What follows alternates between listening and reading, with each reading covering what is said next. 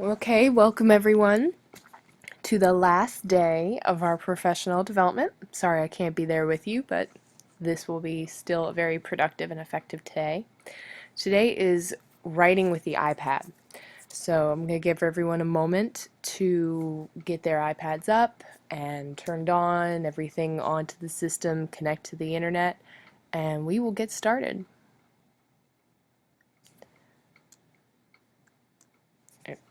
Assuming everyone is logged in, the first app I want to show you today for your writing is the Show of Hands app. Some of you who may have gone through the prerequisites on this wiki know of this app solely because you watched the tutorial on how to download an application. The Show of Hands app is great for any social studies class. It is a free application and users can download it and you can just participate in national polls. If you do not want to create your own, you can just keep participating and look at all the different demographic and factors that go into polling.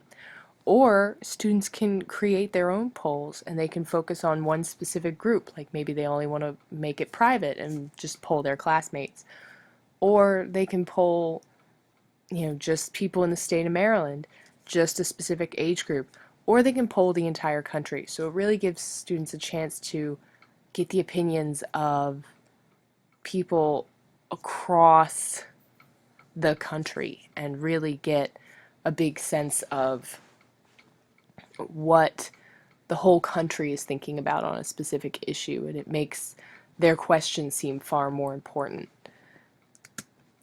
Now, these are just some screenshots of the Show of Hands app to give you an idea of where they're getting what your students are going to see when they pull these apps up. So the picture on the left, this one right here, has the question of do you have an above average memory, yes or no, and it's showing students the results based on the United States. So the people who said no, all of the red states are where on average people are saying no.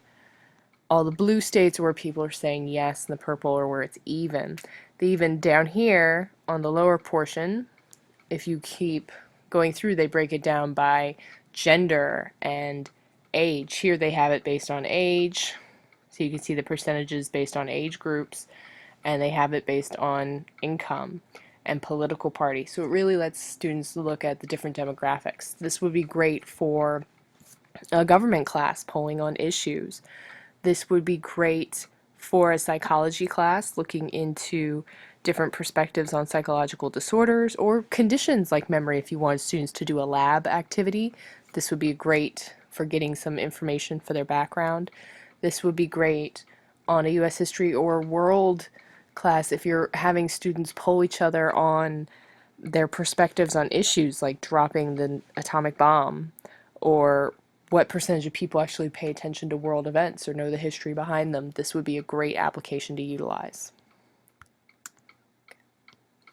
The Grammar Girl app is a application that students does cost $1.99 per app, so unlike all the other apps I've been showing, this is an app that costs money.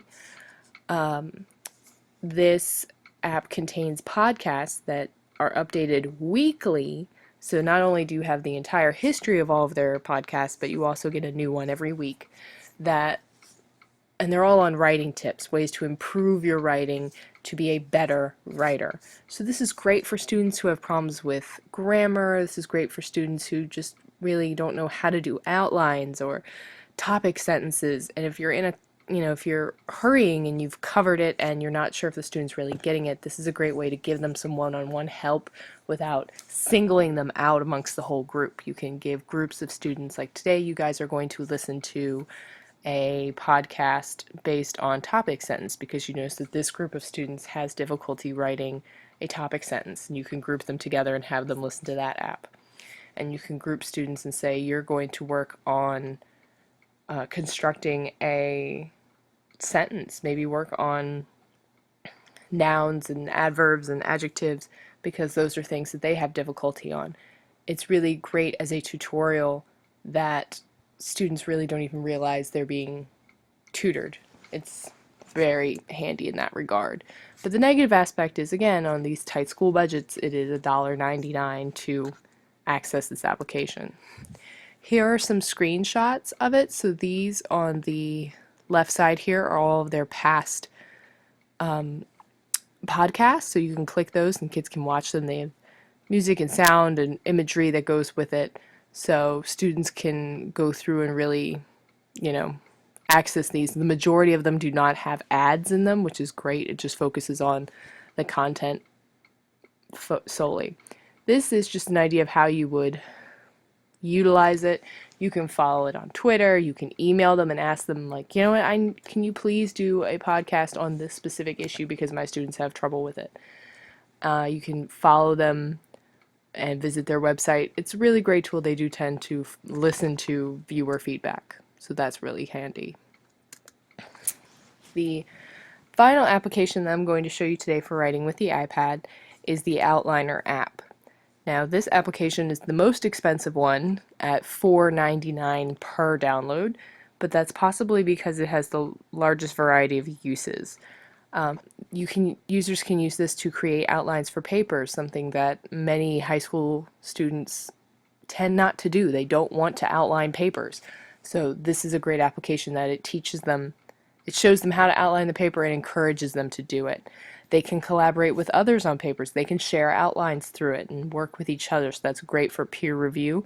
And they can edit the outlines they get. So if they get someone's outline and they notice a problem, they can edit it and share it back and forth. They can also, the Outliner app allows them to create a Dropbox to submit their outlines, so they can pull them off the app and use them later for paper writing. It also allows for a split screen, so if students want to look at their outline and then have a writing tool on the other side of the screen, they can do that. Or if they want to look at a primary source, they can do that. They don't have to flip back and forth between, closing out the outline, looking at the primary source, and opening it again. That split screen is really useful, and not a lot of outlining apps that are free have that option.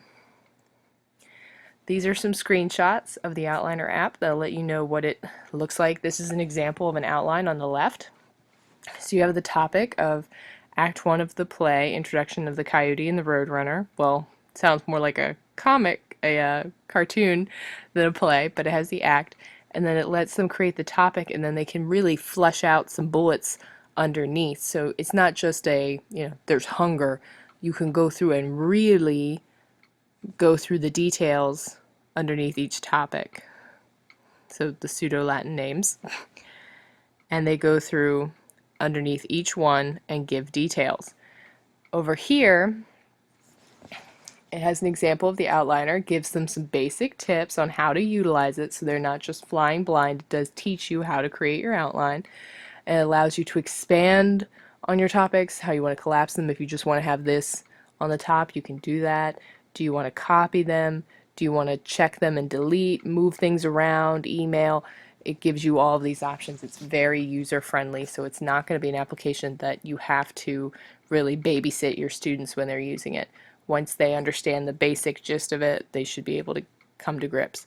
All of the pictures that I used in my presentation are off of iTunes. They're all from the examples, so if you go download these apps and the pictures look familiar, you'll know where they came from.